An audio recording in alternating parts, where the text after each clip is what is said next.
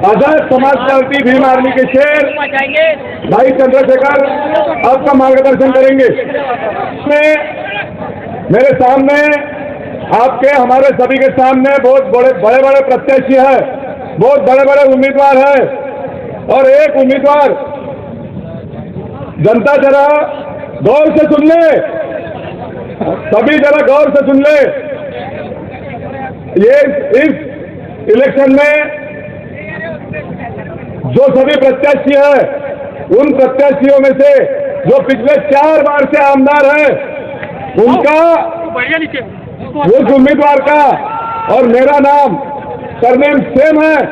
इसका फायदा लेकर, इसका गलत फायदा लेकर आजाद समाज पार्टी के वोटरों को राहुल करू मेरा भाई है ये बोलकर बहकाने की कोशिश कर रहा है। सबसे पहले इस मंच से आपके द्वारा मैं ये घोषित करता हूं कि मैं उस प्रत्याशी का जो 4 बार से आमदार है उसका कोई रिश्तेदार नहीं हूं और मेरे में और उसमें सबसे बड़ा जो फर्क है, उसने 20 साल से इस विधानसभा मतदार संघ को लूटा है। वो लुटेरा है, वो डाकू है। उसने पिछले 20 सालों में यहाँ पर जिताकर आमदार बनाई है। इसके आगे का मार्गदर्शन हमारे आजाद समाज पार्टी के शेर भाई चंद्रशेखर करेंगे। बहुत बहुत धन्यवाद, बहुत बहुत आभार संचालक महोदय। आज अचलपुर विधानसभा के इस दीक्षा भूमि के पावन स्थल पर भाई राहुल कुडू जी के इस चुनावी सभा में पार्टी की तरफ से मुझे प्रचार के लिए आमंत्रित किया गया है। इसके लिए मैं अपनी प्रदेश की टीम का, उनमें भी भाई मनीष जी का और उनके सब साथियों का बहुत बहुत धन्यवाद करता हूं। यहां उपस्थित इस क्षेत्र की महान जनता, मैं अपनी बात को शुरू करने से पहले समय समय पर दुनिया में जन्मे सभी संतों, गुरु और महान पुरुषों को नमन करता हूं और हमारे मंच पर बहुत सारे महापुरुषों के चित्र रखे गए हैं, जिनमें छत्रपति शिवाजी राजे, राष्ट्रपिता ज्योतिबा फूले, डॉक्टर बाबा साहब अम्बेडकर और डॉक्टर एपीजे अब्दुल कलाम साहब के चित्र यहां मौजूद हैं। उनके साथ भी छत्रपति शिवाजी महाराज, मां जीजाबाई, संत गाडगे जी महाराज, नारायणा गुरु और मान्यवर काशीराम साहब को मैं नमन करता हूं। सम्मानित साथियों, इतनी बड़ी संख्या में यहां पहुंचने पर मैं आपका भी दिल की गहराई से धन्यवाद करता हूं और आपका ये आना बता रहा है कि आप भाई राहुल को ताकत देना चाहते हैं और आप ये चाहते हैं कि 20 साल से जो ठगी आपके साथ हो रही है वो ठगी बंद हो और काम करने वाले व्यक्ति को मौका मिले। मेरे पास एक बड़ी फाइल है जिसमें यहाँ की समस्याओं को लिखा गया है और ये जानकारी में मुझे बताया गया कि यहाँ बहुत सारी समस्याएं, हम उन पे बात करेंगे, लेकिन पहले हम लोग लोकतंत्र पे बात करेंगे कि लोकतंत्र है क्या। देश के संविधान ने एक बालिग व्यक्ति के उंगली में पहले मोहर के रूप में और अब बटन के रूप में इतनी ताकत दी है कि वो अपने बच्चों का, अपने क्षेत्र का भविष्य अपनी वोट से तय कर सकता है। ये ताकत लोकतंत्र में ही है, ये राजतंत्र में नहीं है। देश में आजादी से पहले राजतंत्र था। लंबे समय तक राजा महाराजाओं ने राज किया। कुछ राजा महाराजे अच्छे थे तो कुछ राजे महाराजे बुरे थे, लेकिन जब राजा महाराजा राज करते थे तो राजा के द्वारा कही गई बात ही अंतिम बात होती थी, चाहे वो अच्छी हो बुरी हो, जनता को दुख हो सुख हो, जनता को माननी पड़ती थी और राजा की बात से पहरा देना पड़ता था। फिर इस देश में आजादी के लिए संघर्ष हुआ। तमाम जाति धर्मों के लोगों ने उस संघर्ष में बढ़ चढ़ कर योगदान दिया और वो दिन भी आया जब 15 अगस्त 1947 को हमारा देश आजाद हुआ। जब देश आजाद हुआ तो हमारे सामने चुनौती ये थी कि देश आजाद तो हो गया है, लेकिन इतने जाति धर्मों में बटे इस देश को एकजुट कैसे रखा जाए। तब बाबा साहब अम्बेडकर ने इस देश का महान संविधान लिखा और उस संविधान ने सभी धर्मों को धर्म के आधार पर बराबर की आजादी दी और अंतिम व्यक्ति को भी इज्जत के साथ जीने का अधिकार दिया। राजतंत्र में तो रानी का बेटा ही राजा बनता था, जो रानी के कोख से जन्म लेता था वही राजा बनता था, उसके माथे पे लिखा होता था। लेकिन लोकतंत्र अलग है। लोकतंत्र में आप तय करते हैं कि किस आदमी के हाथ में ताकत होगी, और ये आपकी उंगली की ताकत है कि अगर आप तय कर लो तो बड़े से बड़े ताकतवर को धरती में पटक सकते हो और अपने बीच के व्यक्ति को कुर्सी पे बिठा सकते हो, ताकत दे सकते हो। ये आपके हाथ में।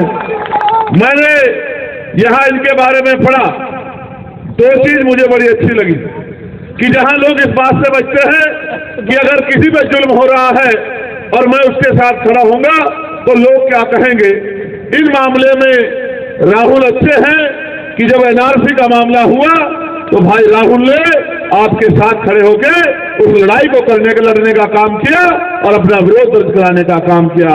जब वक्त पे कानून आया, अमेंडमेंट की बात हुई, तो मैंने उनसे पूछा कि आपने क्या किया, तो उन्होंने कहा मैंने सबको साथ लेके उसके खिलाफ भी निषेध करने का काम किया। जहां सड़कों पर आवाज उठाने की बात थी, मैंने सड़कों पर आवाज उठाई।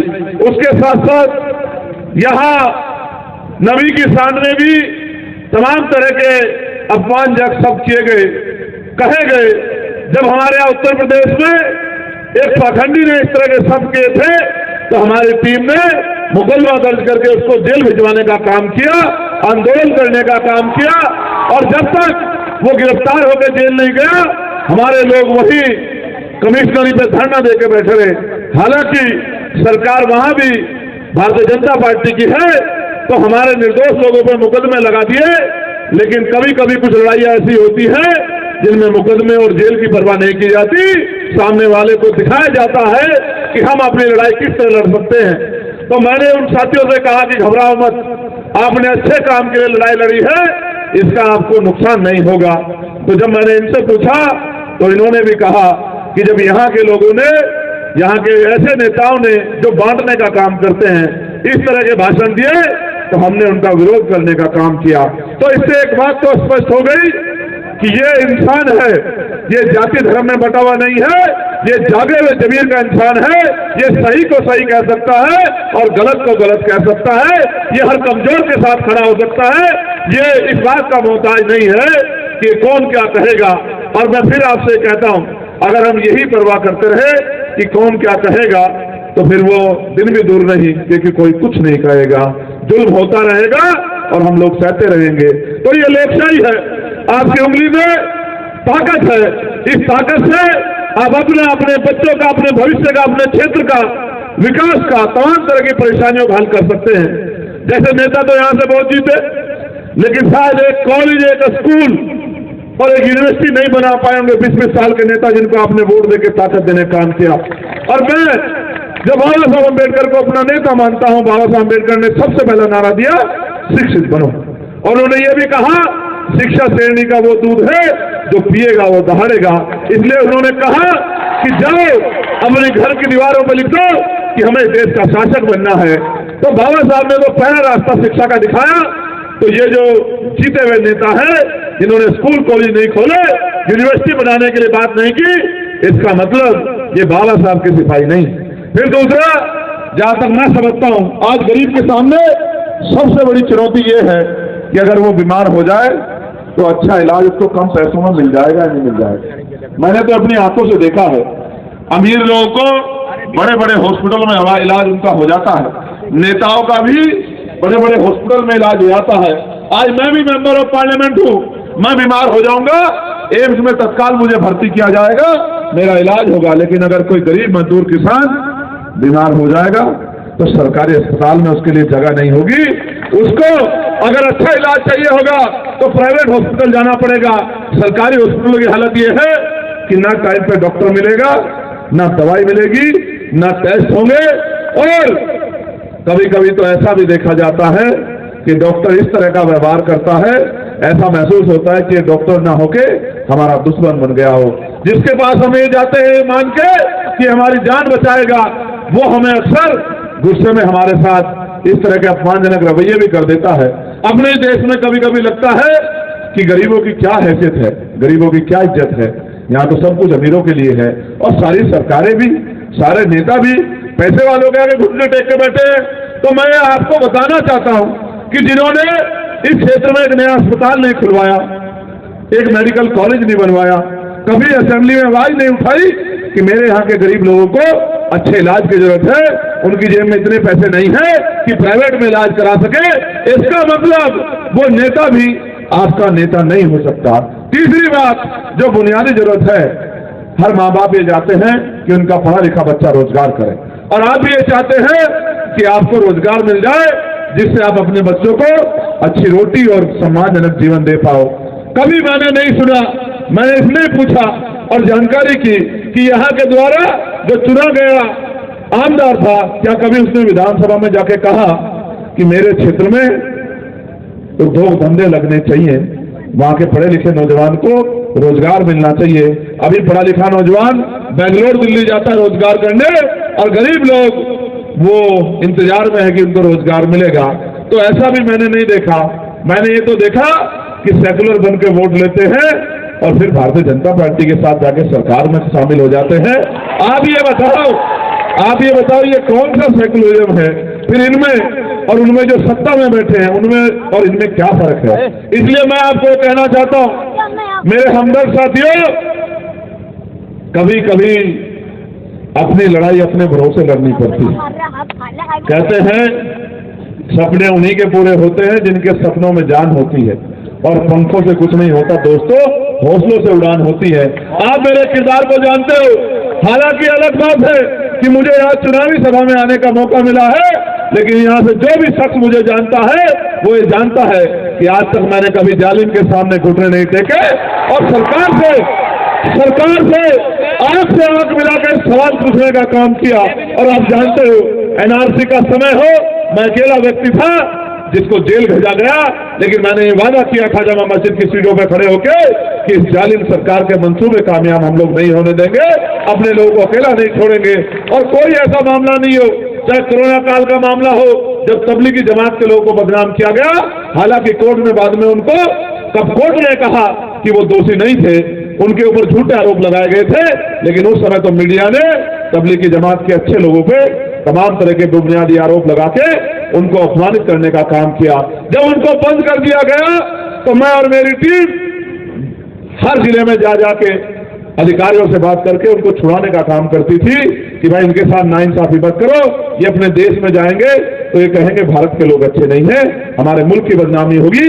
अपने चुनावी एजेंडे के चक्कर में ये देश की भावनाओं के साथ खिलवाड़ मत करो।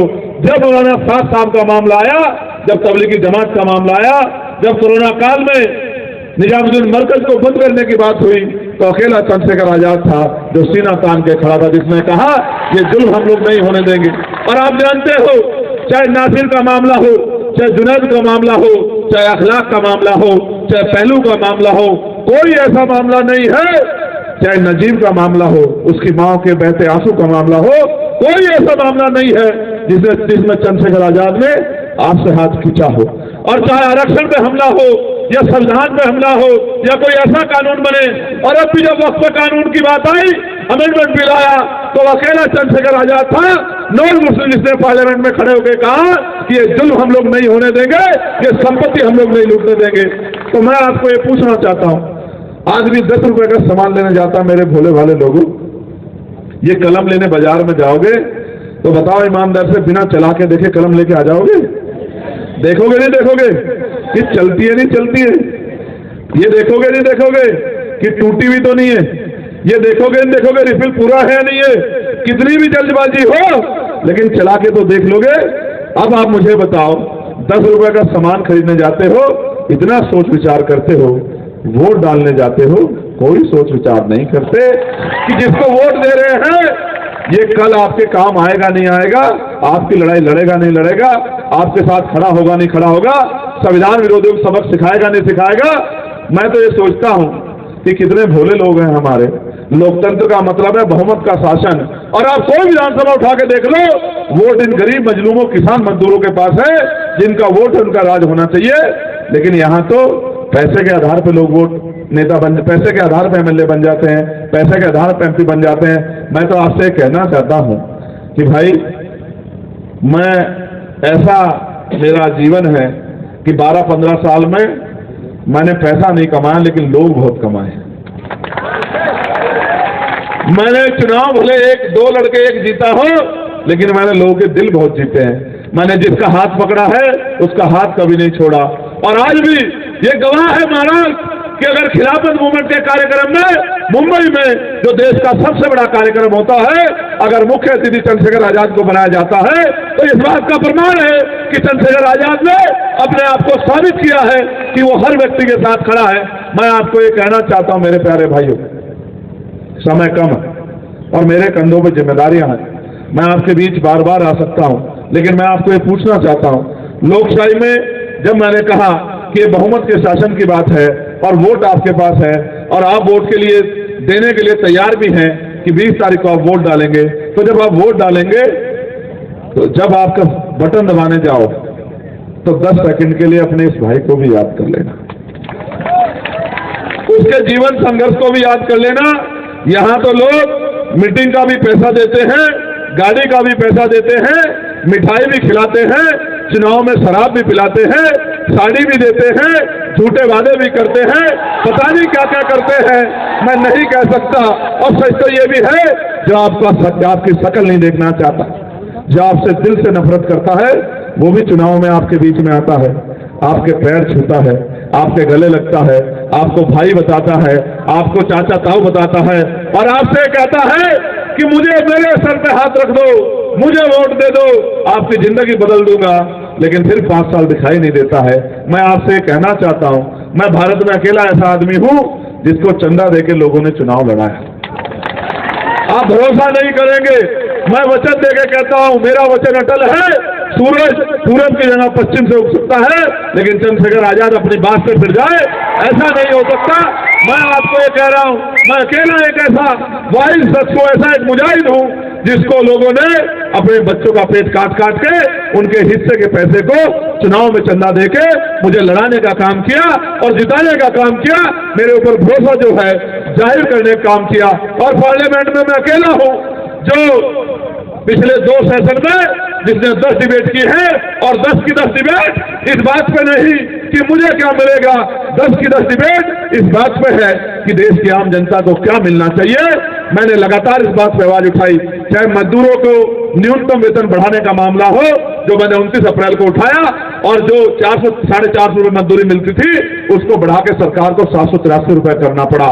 चाहे अच्छे स्कूल का मामला हो, मैंने मांग उठाई कि चाहे सरकारी कर्मचारी अधिकारी हो, चाहे हमारे पुलिस के जवान हो, चाहे हमारे एडमिनिस्ट्रेशन के लोग हो, चाहे डीएम एसएसपी हो, चाहे थाने का एसएचओ हो, चाहे सीओ हो, चाहे प्रमुख सचिव हो, अपर सचिव हो, मुख्यमंत्री हो, राज्यपाल हो, कैबिनेट मिनिस्टर हो, विधायक हो, सांसद हो, सबके बच्चों की पढ़ाई सरकारी स्कूल में होनी चाहिए।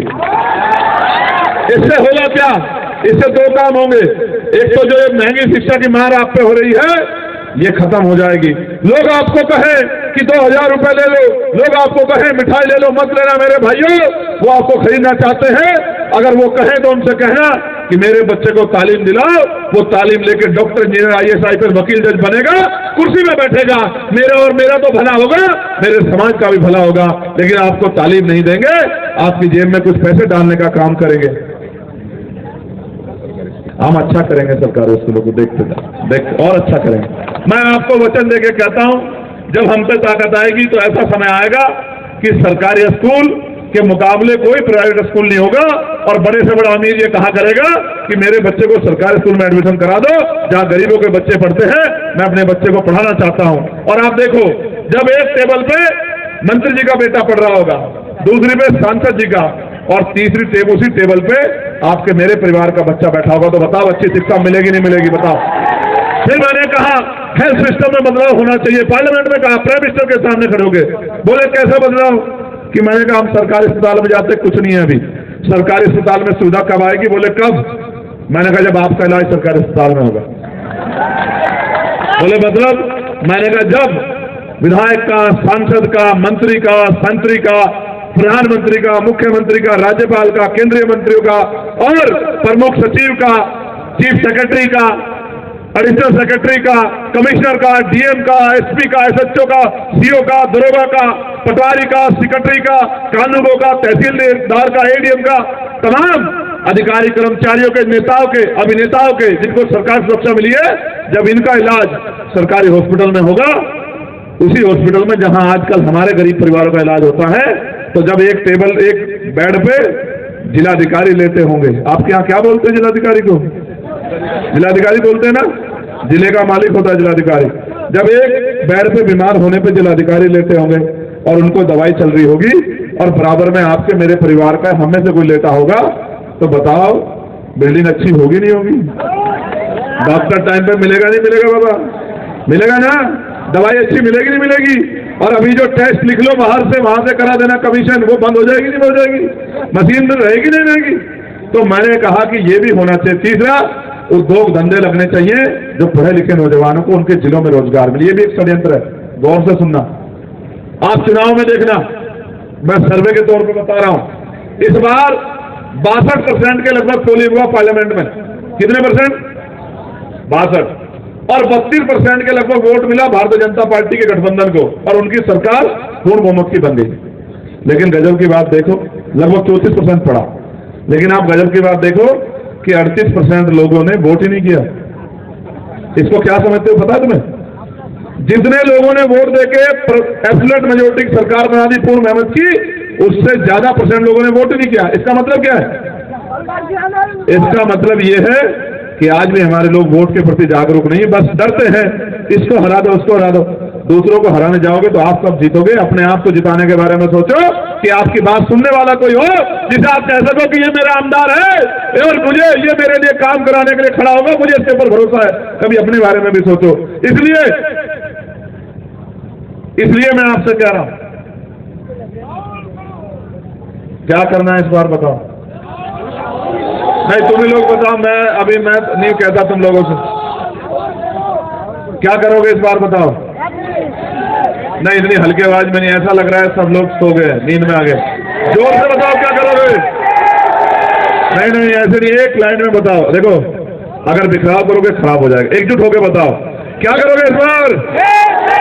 हाँ, ये अभी ठीक है, अभी इसमें और जोश की जरूरत है। चलो अभी जोश आएगा।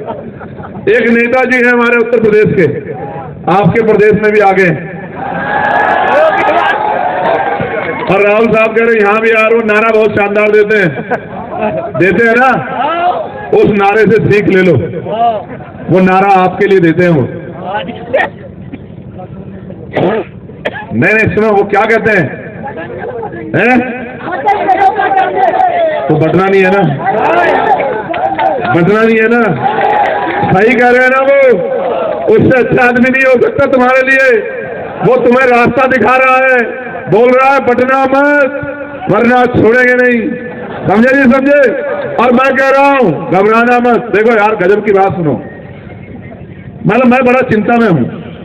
अगर मैं कल ताकत में आ जाऊं और अपने लोगों से खाऊं कि भाई बटना मत, मगर तुम्हें कोई खा जाएगा, क्या कमाल की बात करते हो यार। जब मैं ताकत में हूं तो तुम्हें कौन खा जाएगा? मैं बताना मुझे कोई अच्छा बताओ, तुम खुद सोच के बताओ। अगर चंद्रशेखर ताकत में, आपको कोई छू सकता है क्या? बताओ, आपको कोई नुकसान पहुंचा सकता है क्या? आपकी बच्चों की तरफ कोई आंख उठा के देख सकता है क्या? तो अगर बताओ 7 साल से कोई आदमी मुख्यमंत्री बन के आपको कहे डरो डरो डरो, काहे का मुख्यमंत्री है?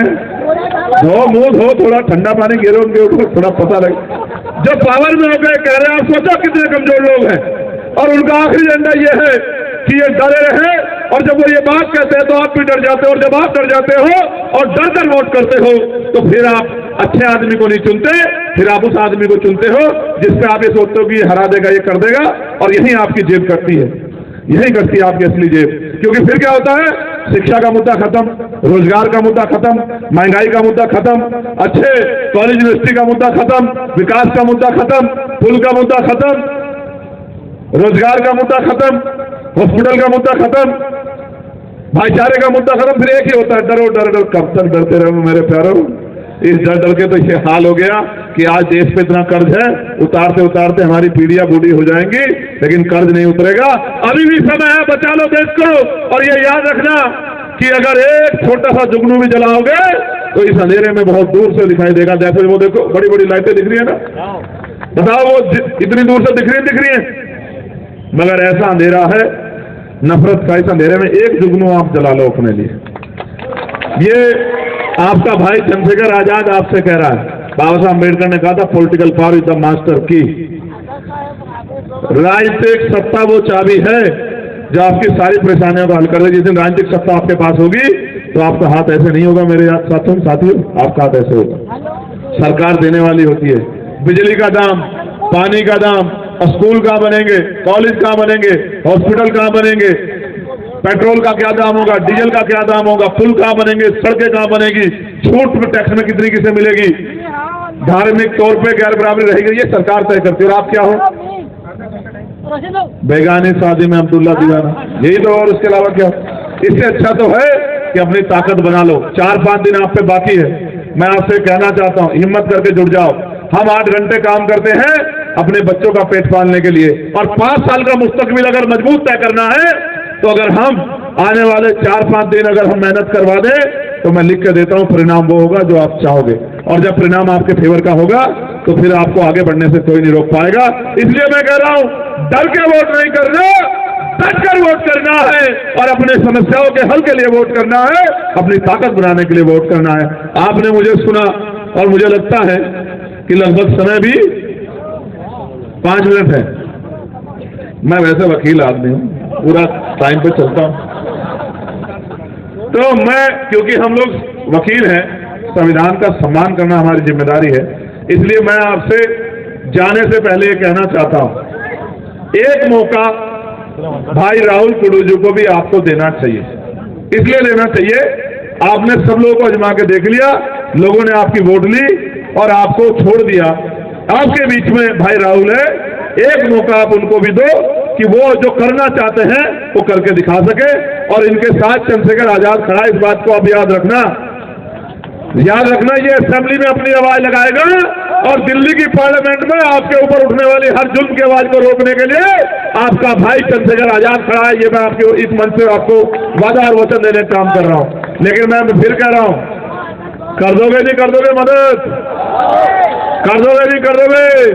हाथ उठा के बताओ, मदद करोगे नहीं करोगे? नहीं, अभी मजा नहीं आया। एक बार जोर से बताओ, मदद कर दोगे नहीं कर दोगे?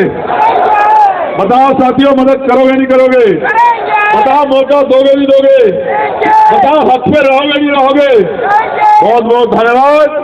जय भीम, जय भारत, जय संविधान, जय जवान, जय किसान, जय मंडल, जय जोहार, नमस्कार, आदाब, सत श्री अकाल, धन्यवाद। ईमानदार व्यक्ति हैं, लंबे समय से समाज की सेवा करते हैं। यदि सेवा नहीं करते तो भारी मात्रा में आप लोग साथी यहाँ पर खड़े नहीं होते। ये भारी मात्रा की भीड़ ये दर्शाती है, ये बताती है कि भाई रायल करूं इस बार आमदार बनने जा रहे हैं जलपुर से। इसलिए मैं इससे नम्र निवेदन करता हूँ कि वो अपनी बात यहाँ पे रखे।